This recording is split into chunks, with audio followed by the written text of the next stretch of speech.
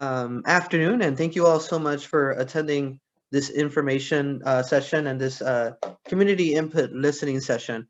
I know that I just wanted to let you all know that Spanish interpretation is available. Please click on the globe icon and select Spanish. So if you look on the screen there, you'd be able to see where to click and you would want to select Spanish. Si necesita interpretación al español, por favor haga clic en el icono del mundo y seleccione Spanish.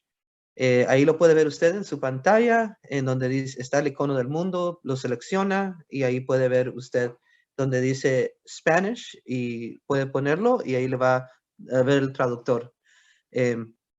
So thank you so much. And again, I just wanted to say how much I appreciate everyone here today. I know that this is a very difficult conversation. School consolidations and school closures are not easy on anyone, from the district to the community to the staff to everyone else. And so we're doing everything we can to make sure that we're transparent in this process, that we're sensitive to all the impacted families, as well as staff, as well as the district and everyone else. And so we went through a very extensive effort to do so.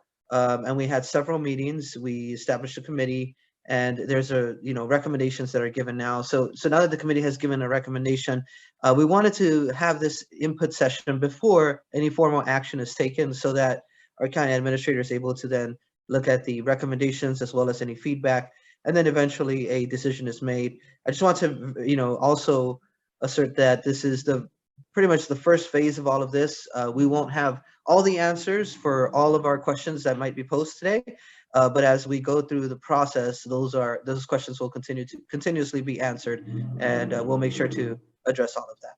So next slide, please. Okay, if we could.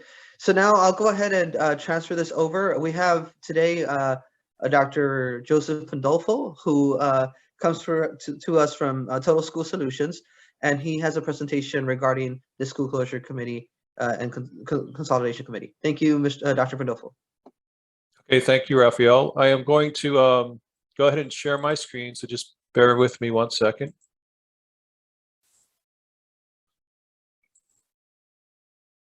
All right, so you should be able to see my screen now.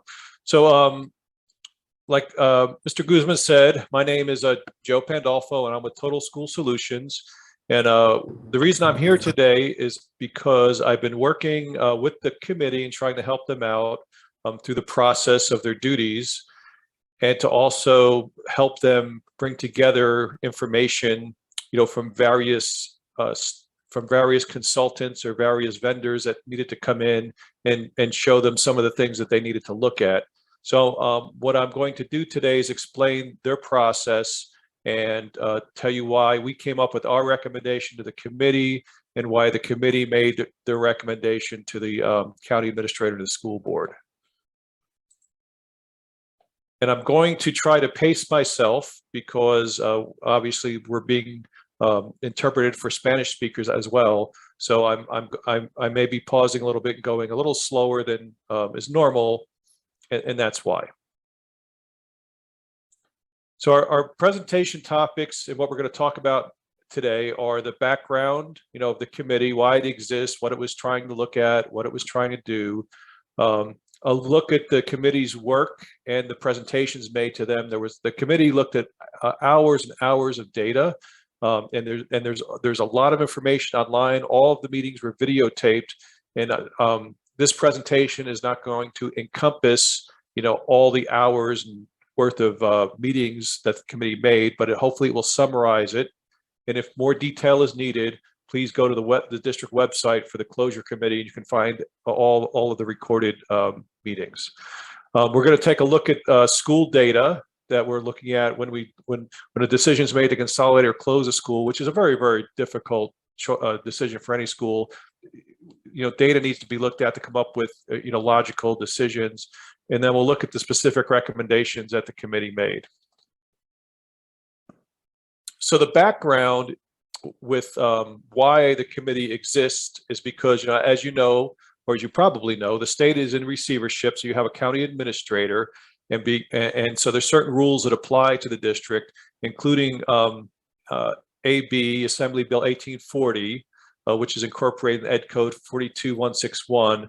And that section of the code gives a bunch of benchmarks or like a checklist of things the district needs to do for fiscal solvency, or to basically be financially healthy again. The district is not financially healthy, although it's moving in the right direction under Mr. Guzman's leadership, but it's not there yet. One of the benchmarks is the school district facility closure and consolidation plan.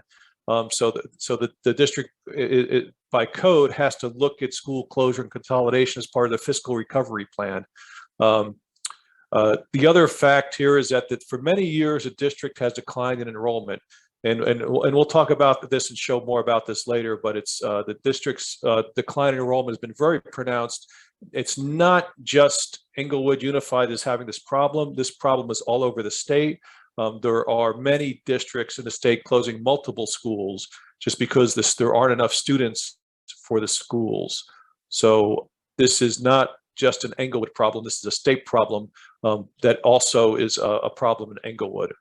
And the schools have capacity for more students than they're taking. So there's extra room at all the campuses for more students. That makes sense because they were built when this district was at one point double the size of what it is now. So there's a lot of room in the district for students at any of the schools.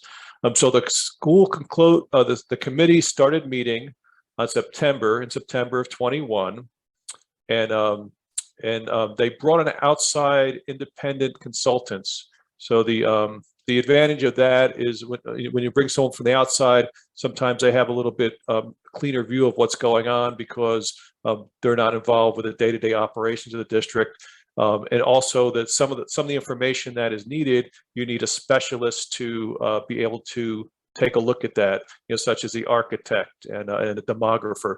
So those are specialties that a district doesn't have staff for. So those were brought in to help get the data needed to make this decision.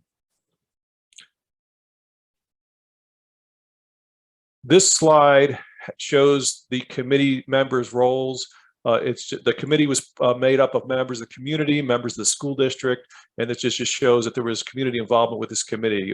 This committee was not outsiders. These were people who live and work in the district.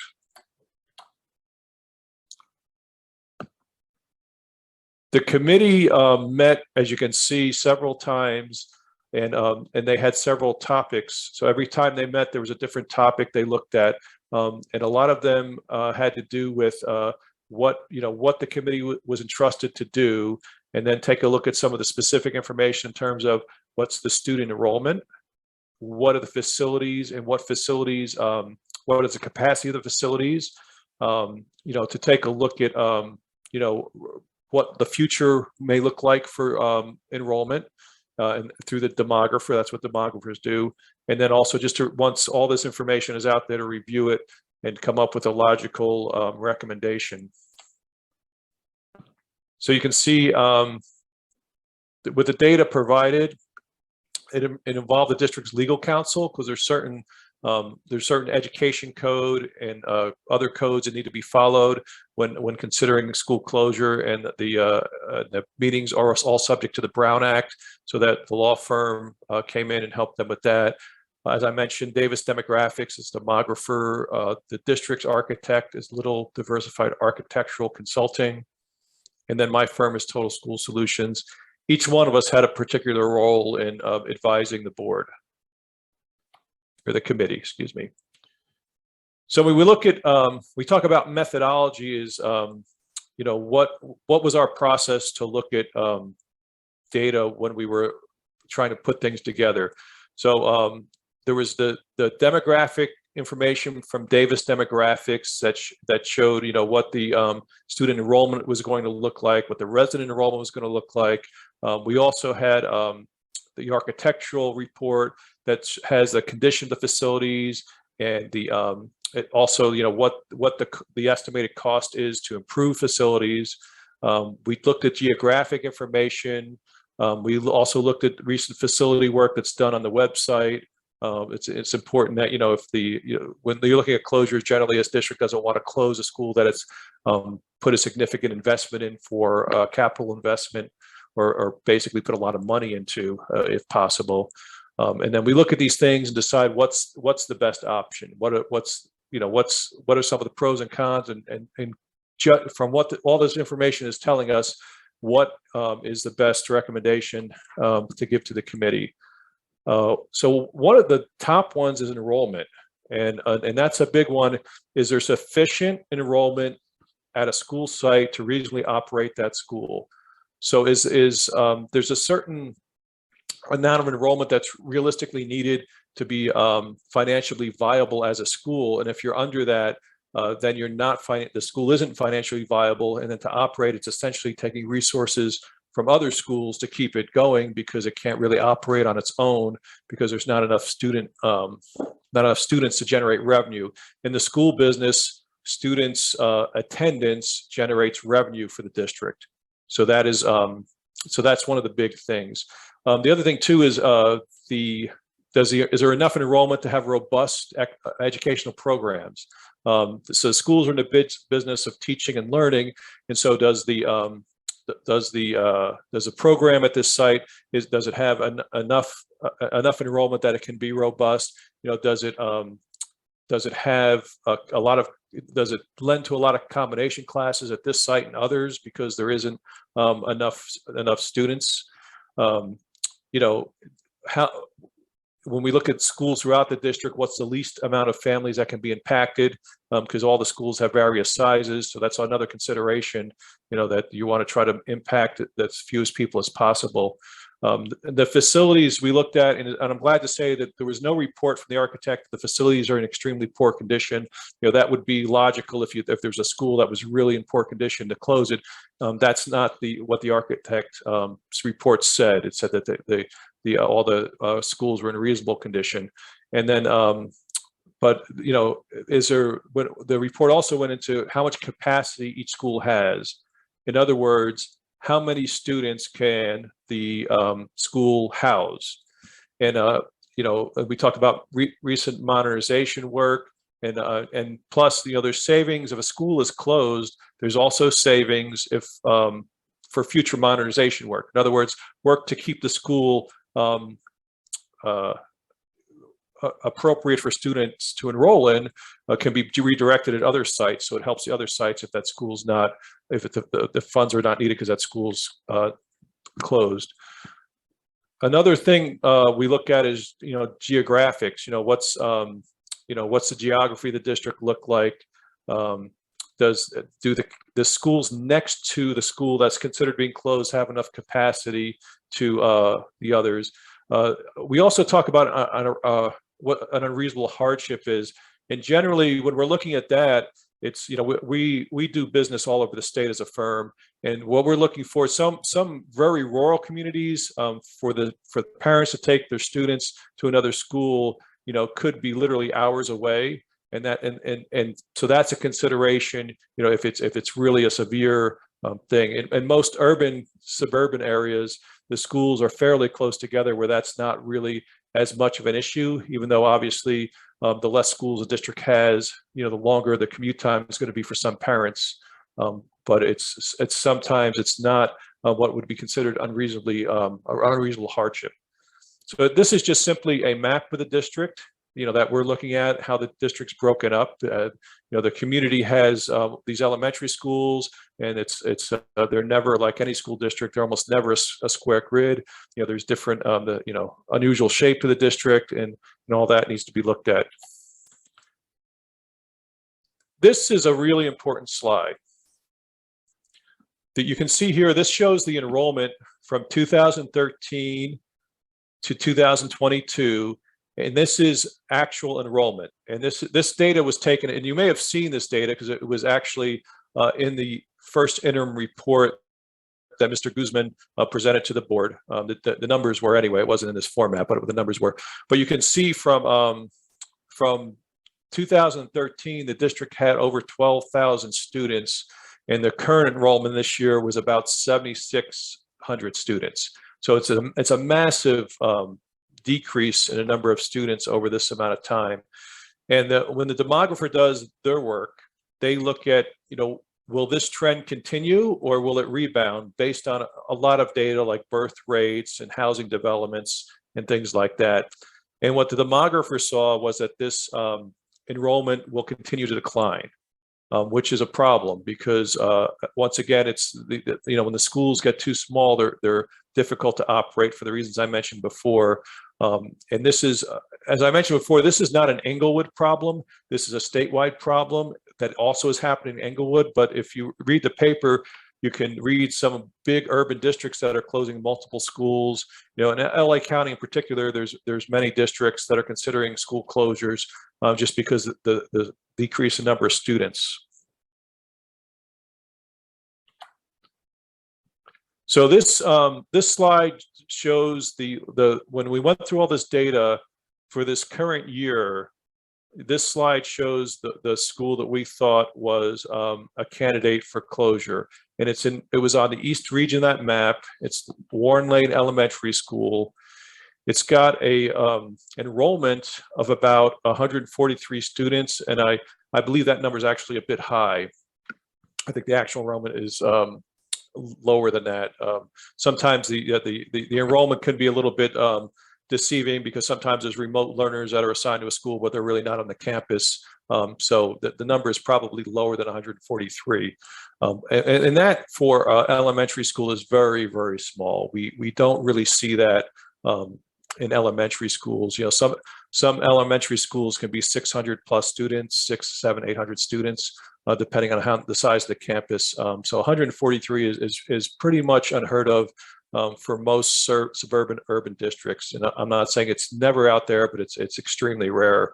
The school was built in 47, and that may be a little bit, the campus is probably a little bit older than that. We had some alumni who let us know that they were in a graduating class that was earlier, and that type of stuff happens because sometimes the paperwork that the architect's looking at filed with the state isn't the actual date. It doesn't really matter for our purposes if it's a little bit older than 47. It probably is. And then the modernization cost to keep the building up is close to $10 million. And these the architectural estimates we need to keep in mind are just estimates, that they can vary based on construction inflation. They're almost always low. It's just a very costly and difficult to estimate school construction and modernization costs, especially for older buildings like this. So it's at least $10 million in this case. If we look specifically at the Warren Lane enrollment history, and this only goes back to 2015, not quite as old as the other slide. You can see that the enrollment was at 341 back in 2015, and it's down to less than half of that now, 144 at the most. So there's been, even though the district's declined, this school site in particular has declined in greater excess than the rest of the district. It's lost quite a few students in enrollment. So, and this is just more about Warren Lane, why we feel like it's a good candidate for closure, because it has few students. It's the smallest enrollment in the district, so it would make sense to if a school has to be closed, and I think everybody realizes how difficult it is to look at the smallest school. It doesn't have the enrollment to really financially operate efficiently. It's gonna have staffing problems just because there aren't enough students on the campus. It has some money to be saved with modernization, and then it's also in a place geographically where its students can't get to other schools, and it does impact the fewest families because it's the fewest enrollment. So that was one recommendation that we made to the committee. The other is Inglewood Continuation High School. It typically enrolls about 90 students per year. And when we say that, we're looking historically, and the enrollment in a school like this can vary because there may be students in and out. But typically when they take the date in October when they have an enrollment, it's around 90 students. And it's on a different campus in other high schools. And moving this section to the high school campus would save some funds. And it's not unusual to have the continuation school adjacent to the high school. And the staff has been working on this idea for a long time, and they can probably answer more details.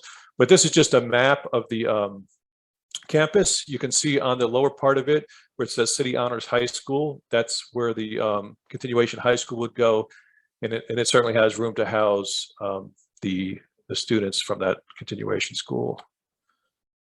So we made those recommendations to the committee, and the committee has been very thoughtful with all their process on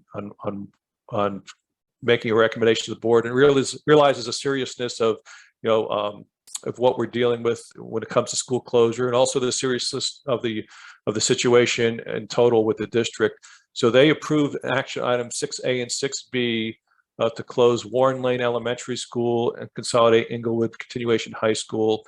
And their recommendation is not binding, but it was brought to the county administrator and to the board for consideration. But what they're saying is, from the data that they've seen, and of course they look at a lot, they don't see everything, but they do see quite a bit, that those two actions make sense to them, and they agreed with that.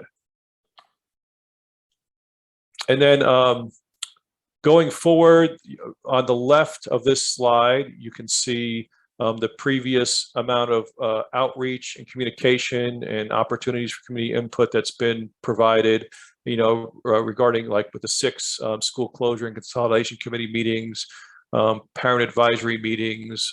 This was brought up at the school board a few times. It was in the newsletter, and then there was a principal engagement session on the 27th. Today is the community input and listening session, and then there's other opportunities continuing down here to get some input, including questions that will be taken today and eventually responded to, because it's the district is really concerned about what people think and tries to respond to everything they can. So with that, I will turn this back over to Mr. Guzman and stop sharing and see where you would like to take it from there. Thank you, Dr. Pandolfo. I appreciate your presentation. At this time, I know that we have opened up the Q&A section where we could look at the different questions that have been addressed. So if you have a question, we will, as we said, we will try to attempt to answer the majority of the ones that we can. So the first one we had was, many people live in their homes for decades after their children graduate. After many years, there is a turnover in the home and a new family moves in. Have you taken that into account? So I don't want to speak for our demographer here, but essentially, and so if you could expand on this, but from our understanding, what the demographic report takes into account several of these factors. And it also takes into account even like development that's going on as well that also affects this. So those figures have all been taken into account in that section. Mr. Hoya would know better than me, but if you can expand on that, please. Yeah, thank you, Mr. Guzman. As Mr. Guzman was mentioning, our forecasts do take into account historical in and out migration patterns that have been occurring within each of those each neighborhood in the school district. Actually, neighborhood represents anywhere from 50 to 75 students. So these are blocks that we individually analyzed and took a look over the past couple of years, like on average, how many students have been moving in versus moving out of the school district. Thank you, Mr. Hoya. I appreciate it. We also have another question here. Also, is anyone working with the city for affordable housing? Many of my students moved away because their families could not afford to live in Inglewood any longer. So with this question, the district is not, is not in charge of the affordable housing at the city level. That's typically your city is the one that's developing things of that nature, or other types of areas the district has not worked with the affordable housing units. so I don't, I know that there's other entities that definitely work in this area. And so I do think that that's an important area of discussion, of course, as you look at the developments that are happening in this city, right? They have another question here. What physical improvements has the district done to modernize Warren Lane to help attract more students? Well, so Warren Lane did undergo, we did exterior painting all around Warren Lane. So if you had driven by there, we actually presented this at some of our board meetings. A lot of the painting work that was done across the campus, as well as the gutter repairs that were done to make sure that that got everything was flowing correctly. And of course, as those are very important areas for us to make sure that we fixed. And so that those were some of the improvements that were done at Warren Lane in regards to exterior. Of course, there's other things that are done maintenance-wise at the site as well. But that's what we've had so far. I also had a question of, or some comments here. Have you shared my letter? I'd have to go back and look at what exactly that letter is. And I'll see if we could do some research. Angelica, if you have, if we received a letter in the chat or where that letter was, I apologize. But we'll look into that. We'll come back to that one. There's a assertion here that you are wrong about the enrollment. There was some. So in regards to enrollment, these are the trend line that was presented initially was actual data. So those are the actuals that we have. And the decline is the forecast of where the district's going to be in the future years, based on declining enrollment. Those are again forecasts in the future, but the rest of those data points were current enrollment. And in regards to Warren Lane, as Dr. Pandolfo mentioned, that number 143 was what we had seen at the beginning of the year in the sense of both in person and as well as virtual learning. But I think the last count that I saw, it was about 100 students that remained. There was a question here, will Warren Lane continue to stay open until the end of the school year? Yes, that is something that again, I just want to clarify, right? This is like the first phase of this process, right? So this is a recommendation that's given, right? And then for going forward from this, there will be it would be presented to the board in a board meeting, and a decision would be made whether or not to adopt this and move forward. But there's no plan to close it at the immediately. It would have to be something that would transition. So at the end of the school year, if theoretically, if it actually goes through and happens, then that's the process that would happen. Essentially, it would close at the end of the school year, but that's not before that. So I have another question here. What is the plan for transportation if the school is closed? What about the schools in commercial areas that may eventually need to be closed due to location? There was a plan to close schools in those areas before. That's a good question. As I said before, a lot of these things are things that we're noting. And again, once we are able to solidify and understand that this is approved and done, then some of these topics are going to be discussed and solidified. So for instance, transportation, we'll have to, look at what the transportation need is going to be, if, and then from there, we would have to look at how we move forward with that plan. But it's important that we have this input session, because we know that that's a very important topic, and we'll have to go back and do some more research and get some more feedback on the area of transportation to make sure that we do what's best for students from that perspective as well. And then in regards to future schools closures, it said there was a plan to close schools in those areas before. Quite frankly, my apologies, but I'm not aware of those other plans. But what I can say is this schools closure consolidation process is something that will be continuing as the years go on. In the demographic reports, there's further schools that haven't been identified, but in this essence, by regions, we looked at regions, and suggestions were given for, in this region, most likely you should close at least 2 schools or 1 school. And so as we move forward, we'll have to continue this process, and this is why we have this community input session, because we want to hear from our community. Well, what other factors do you want us to consider, or this school closure committee as well? What other factors do you want them to consider when making this assessment, right? So this was the first one. And then as we move forward, there's still going to be more conversations in the future for closing schools, not for next year, not for 22, 23, but for fiscal year 23, 24, and so forth and so forth. As we look at enrollment and the decline in enrollment, we'll have to continue to analyze that. But if there are other factors, we'll have to make sure that we do that. So let's see. There's I do have some hands that have gone up. I apologize. But I'm trying to read on the Q&A, and then I'll try my best to get to the hands as well.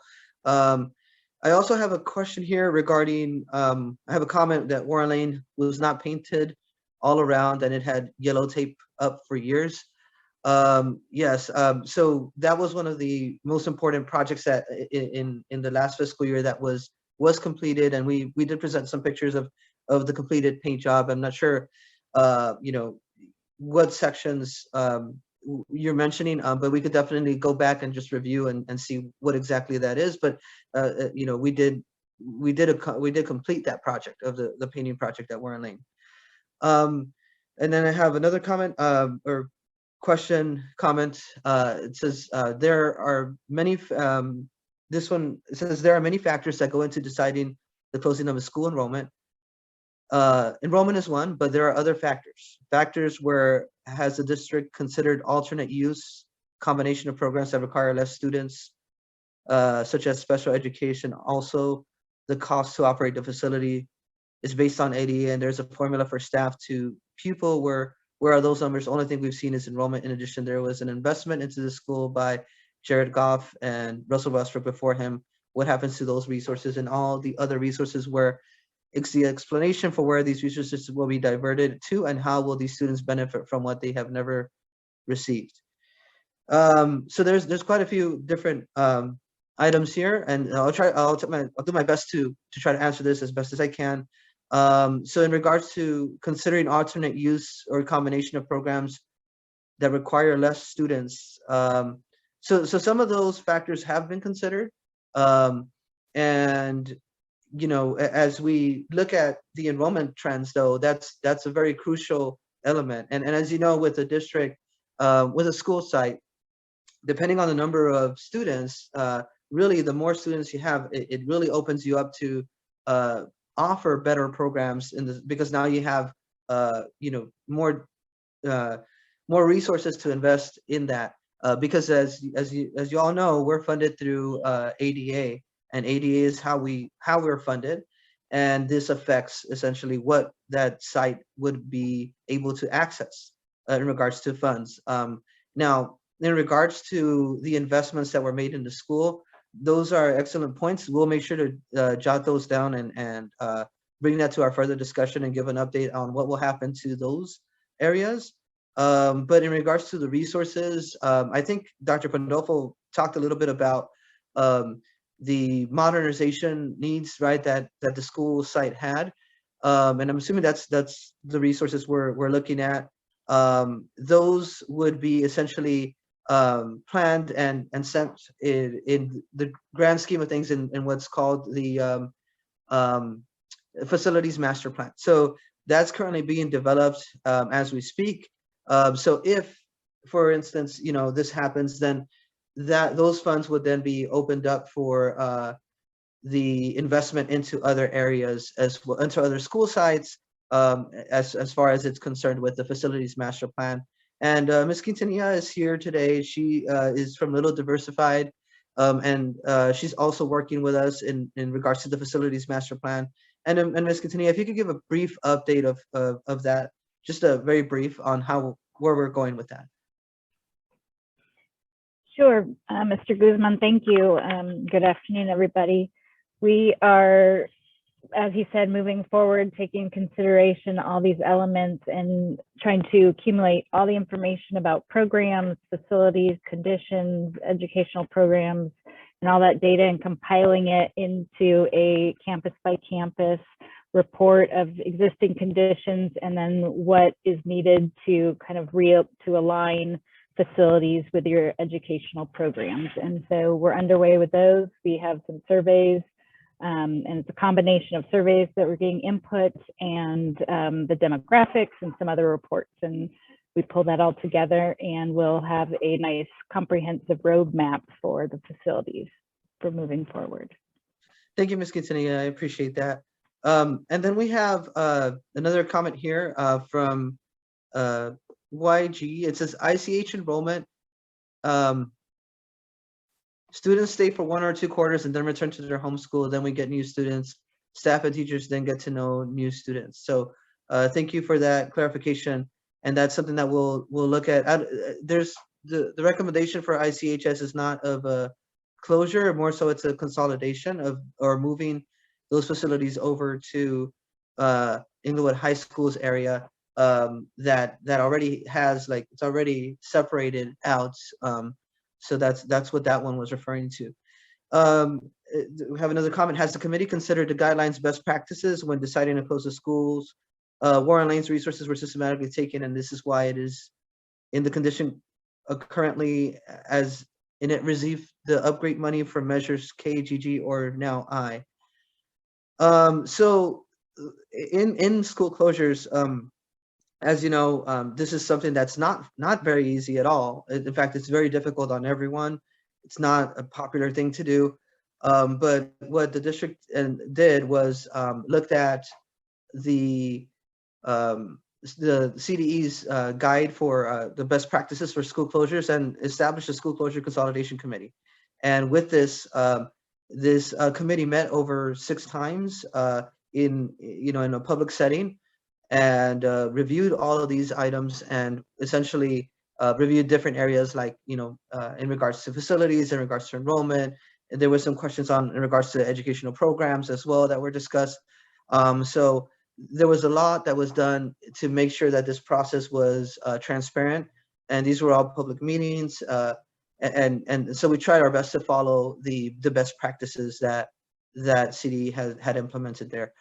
And in regards to the Measure I or Measure GG funds, those would have, they're not going to go away. Essentially, those would be what would have repurposed to other school sites that would remain open.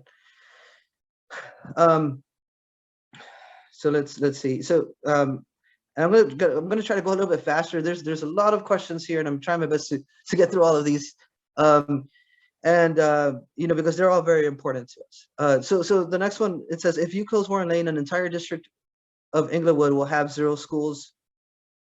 Sorry, why not consolidate in another school in the southeast and spend money on Warren Lane?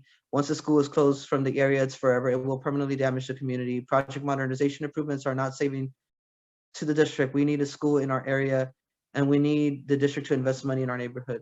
Funny that you failed to mention Erica Torres already tried to close this school.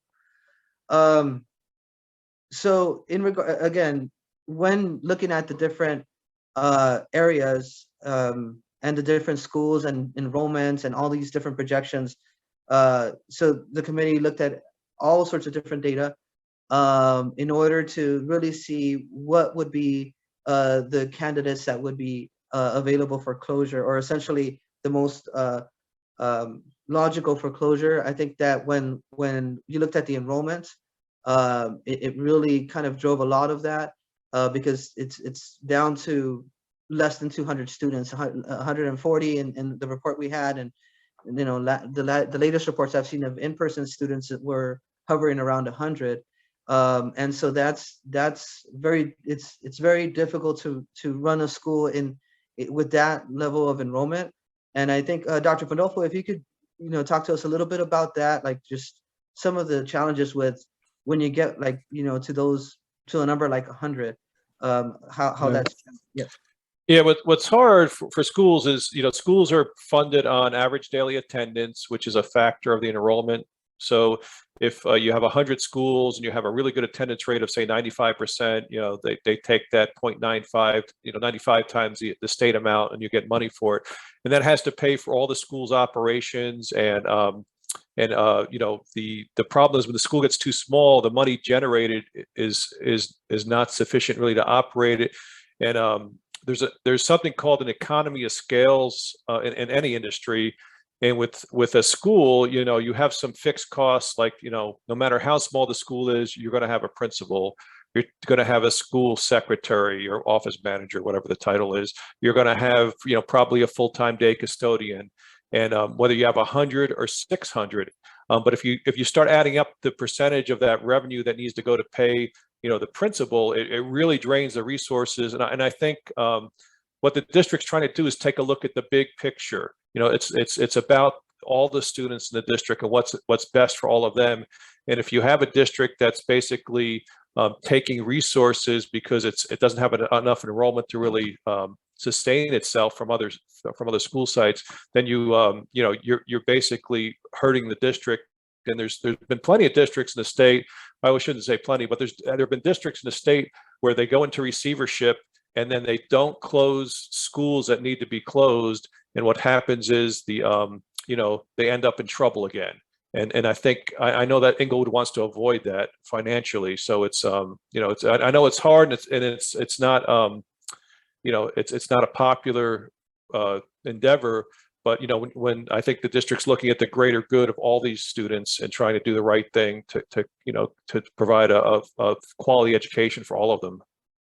Thank you, Dr. Pandolfo. And I've been answering these questions. I do see the hands. I'm not ignoring them. It's just that I'm trying to get through the questions, and I will get to the hands. In fact, let me pause on the question side. I have and Shanti, I don't know if you can help me with this. We have Y Gers. I apologize if I pronounce it right or I'm sorry, wrong. That's all I see on my screen. Y Gers. Would you be able to help us with? I think that she has or he or she, or I'm not sure, has a question, and I can't see him on my screen. Got it. Yeah, I see one from an anonymous attendee. It says she has, or again, I'm not sure if the person has their hand raised. Is there a way for them to I guess if they could ask their question, outside of the question box, or if they could, I don't know if they could be unmuted or. Well, we can allow them to speak if you so choose. Yeah, if we can. For Yale Gers. Yes. Yeah. Okay. Well, we'll allow her to speak right now. Okay. Well, while we do that, I'll try to get through some of the other questions. And it says, has a study been conducted analyzing the increased travel for displaced students? That's something that will be done in the other phase that we spoke of. As we look at transportation, that's going to be a very important part, right? And so we'll have to get feedback. It's just that, we have to know whether or not that's going to happen. And then once that does happen, we could then move into these phases of answering questions like what's going to happen with transportation, or what schools are going to go, and things of that nature. So that's all being developed, and plans are being developed. But again, that's something that as time goes, we'll have more answers. Mr. Guzman, can you hear me? Yes, we could hear you now. Great. And I am a female. You were right. I'm sorry. I wasn't sure. I just see why. No, that's fine. That's fine. So I did send, I emailed you and Dr. Torres just to tell you a little bit about the continuation school. One of the things that is really important is that these students are at risk of not graduating, and they come to us and they stay as long as they need to get back on track to graduate. So some are with us for 1 quarter, some for 2. I even have some now in my 3rd quarter. The thing is that we send them home and we get new students. And so it's really important that we have a principal on site, because we have to redo the culture every quarter. And we have to teach these at-risk students how to be successful and how not to fight and how to stay in class. And so one of the things was that you were talking about, in order to save money, putting us at city honors so that the principal of Inglewood High School would oversee us.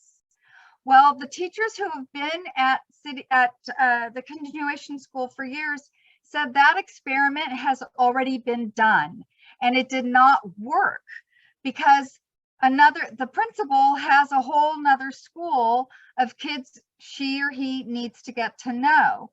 And they're not at our school with our different students every quarter to help us with the culture, to keep them focused on graduating and on completing their units so they can go back to their school.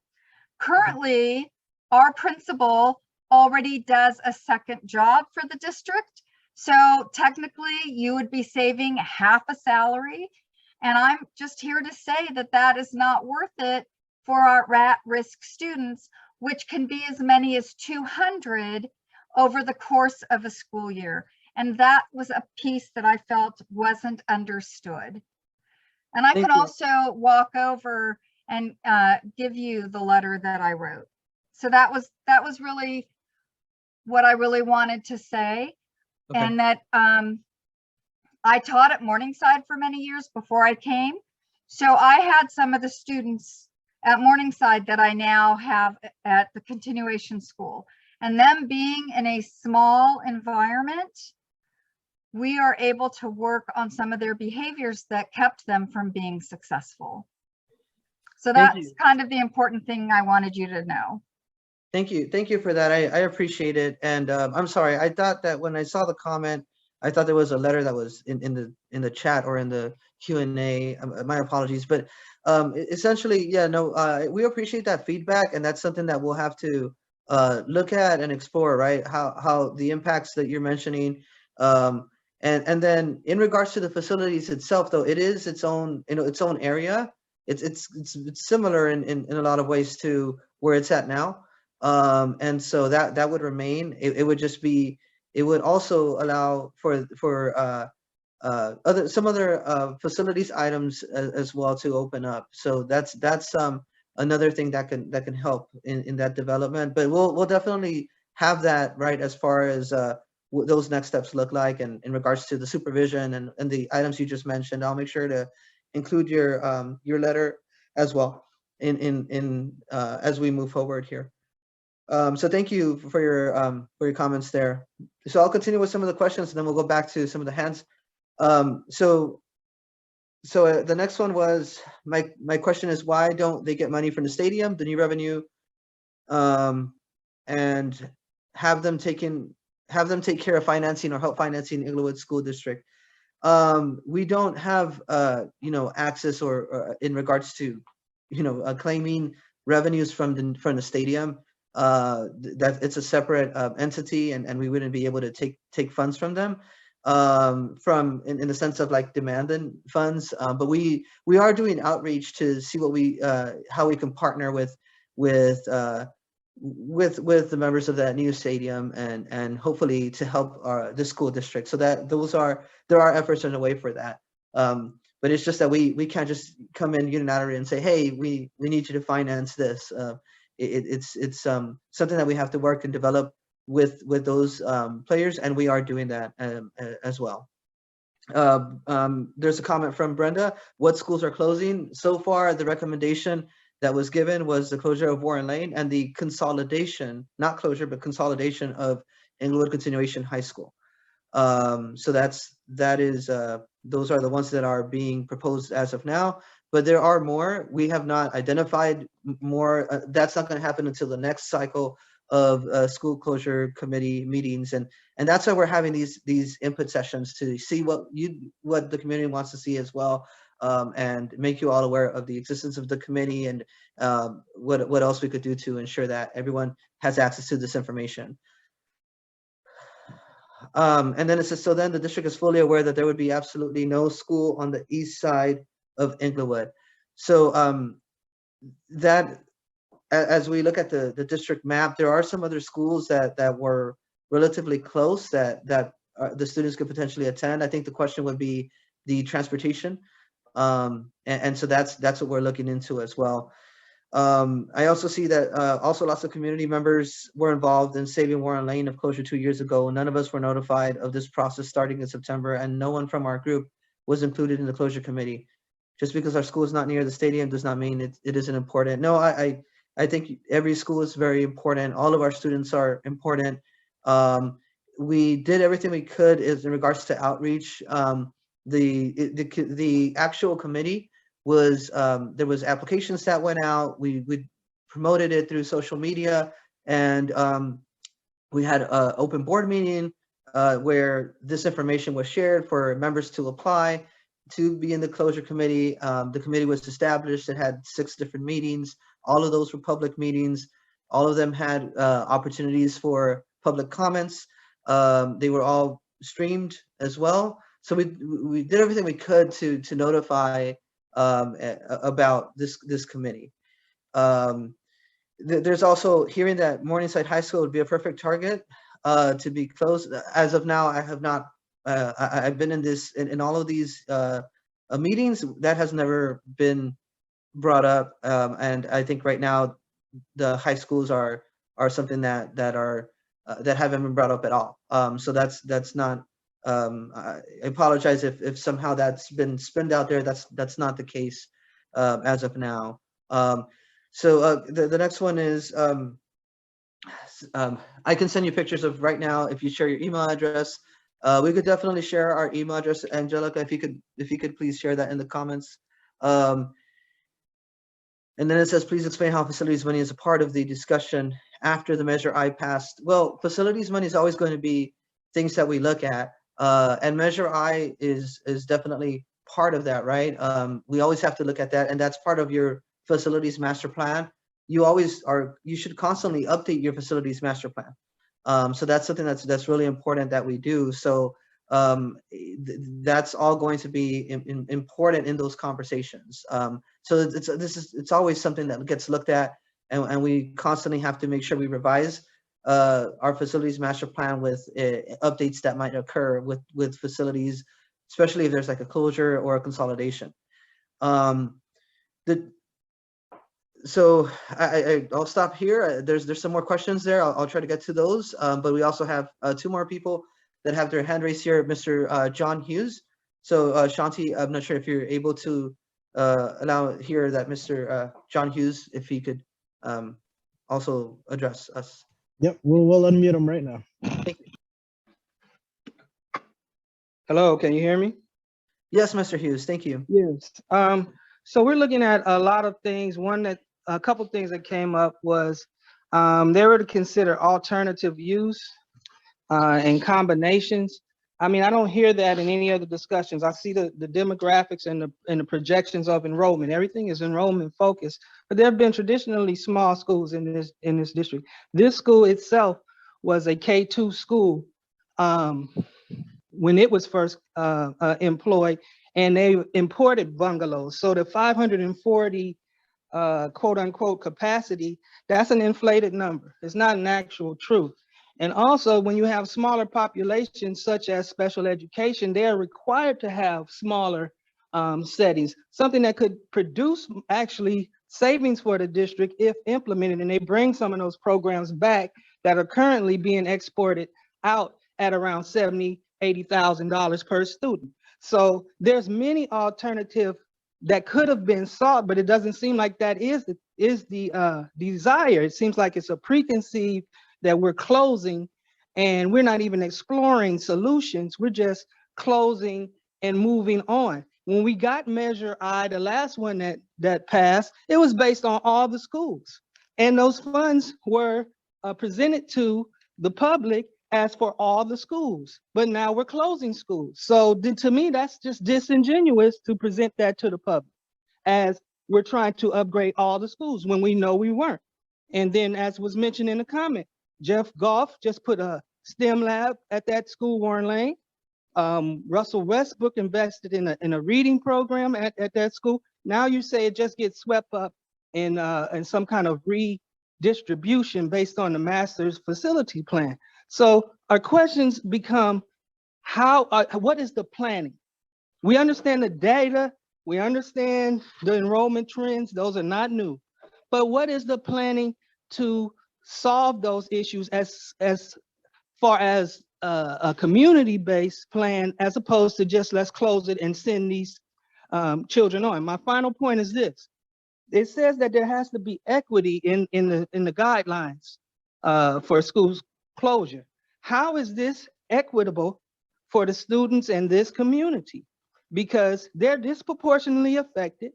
They don't have a school within walking distance, and they have to make arrangement to go elsewhere in the district. No plan for transportation, no commitment, and no commitment for what's going to happen to the property. So we need a lot more information regarding determining how this school is going to be closed and the impact that it has. Thank you. Thank you, Mr. Hughes. Those are all really important observations. I don't want to seem like we're going to ignore any of that. Those are all really important things that we have to assess, right, in this determination. And you bring up a lot of good points in regards to transportation, in regards to educational programs. How is all that going to impact, right? So those are all things we're noting. And again, this is the intent of this session, is to get these the different ideas, different thoughts in regards to the closure, and then we would eventually come back and present information that addresses these areas of concern. So I appreciate that, Mr. Hughes. Thank you for your comments. We also have here what happens to all of the money allocated to Warren Lane. I think in regards to Measure I, again, it was funds. Those funds essentially are part of a total, right, that was issued. So essentially from there, that facilities master plan is updated to ensure that the funds go to obviously to other schools in the district. So they're not returned or anything like that. They stay with the district, and it was allocated in a way where it's at the district level, essentially that it's determined as far as like what projects are going to be done. Now there is going to be community input in that as well. As Ms. Quintanilla mentioned, the facilities master plan is a very important document where this will be further discussed.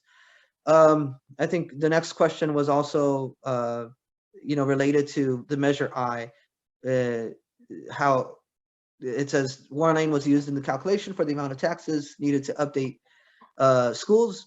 Please explain how facilities money is a part of this discussion after Measure I passed.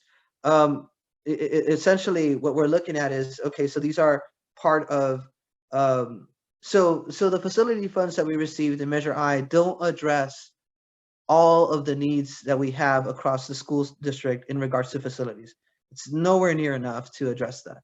And so, oftentimes what happens with bonds is, a district's issued an amount of funds based on different important factors that get taken into account. And then from there, the district would develop a facilities master plan and address the immediate needs, or every district does it differently. There's not like a one way of doing that, but typically you address your more immediate needs first, and then you try to look at areas where you could combine different funding sources to do some projects as well. And so all of that is planned out in the facilities master plan process. So that's why it's a discussion, because essentially those funds, again, they're not like returned or anything. They're just part of the bond that was issued. And then from there, the facilities master plan is updated. Why aren't school board members allowed to speak to the public about these meetings? They claim they are forbidden from providing outreach to the community per Dr. Torres. I'm not aware of that. We'd have to get back to you all on that one. I'll look into that. I'm not aware of that. So we'll have to look into that question. What are the district's plans for the Warren Lane site?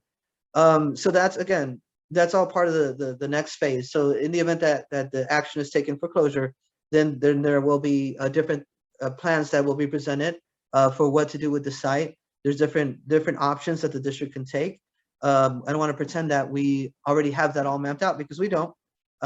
It's what is there's different things that can happen though. There's different ideas, but all of that, as we did with for instance, a good example, the old Woodward site. As you can see, that process, there was an RFP process where it's pretty transparent and open, and there's a process that went through. So it would go through a similar process depending on what happens with that site, right? So those are all things that, of course, we'll also request feedback for. Because again, there's a lot of different things that could happen to that site. So those are, again, that's part of those phases that we're looking at here. Many people applied and never heard back. Just so that you know, also we had to go search for the meeting information. Please get future meetings into the weekly updates. People want to be involved, believe me.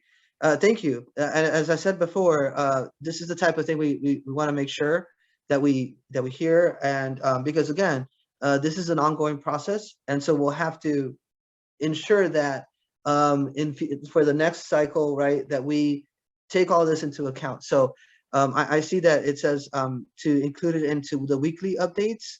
We did include into several of the weekly updates, but maybe there's something else that we could do. We'll have to do some more research to see what other ways we can also get this out there. We did it through social media. We have a dedicated webpage for it, and so I'm just we'll definitely look at what other areas other things we can do. Who is getting the money they collect from the parking lot on Morningside High School when there is an event on the SoFi Stadium? So that is something I'm gonna have to look into.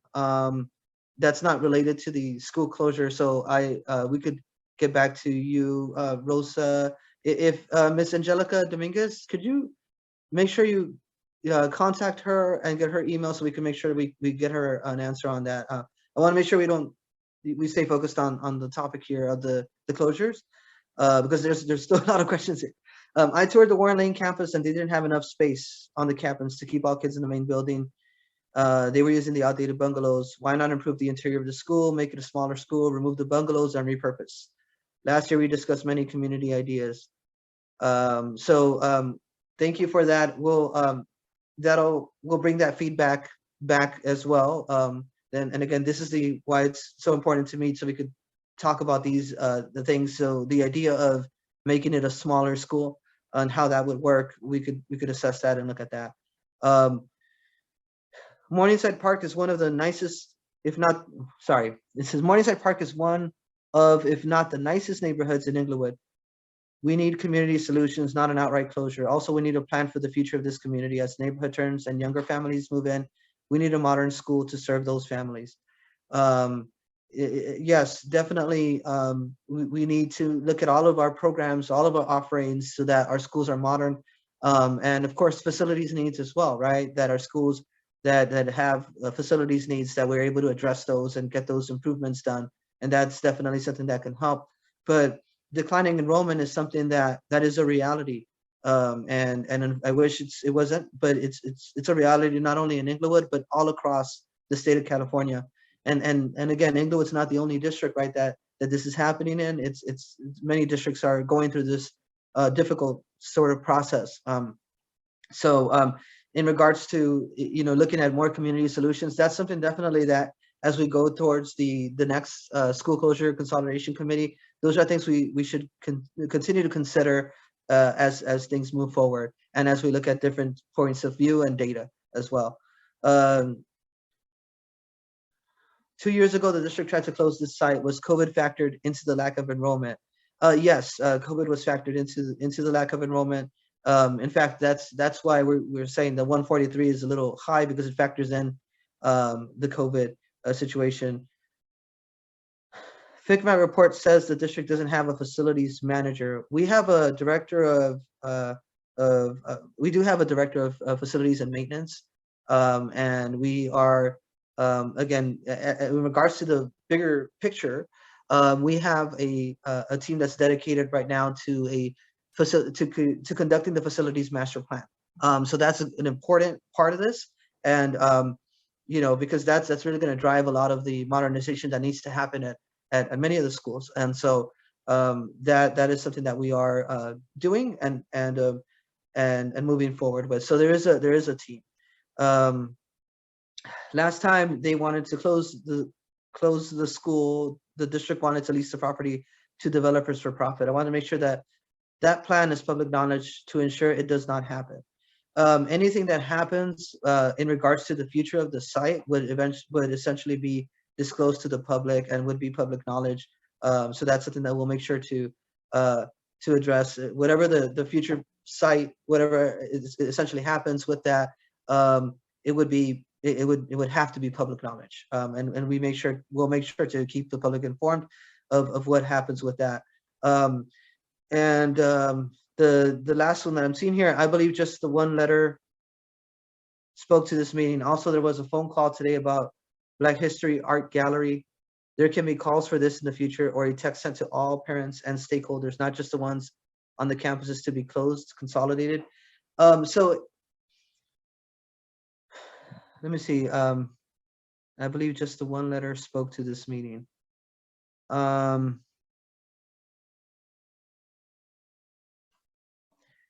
apologize, as I'm trying to I want to make sure I answer this question correctly.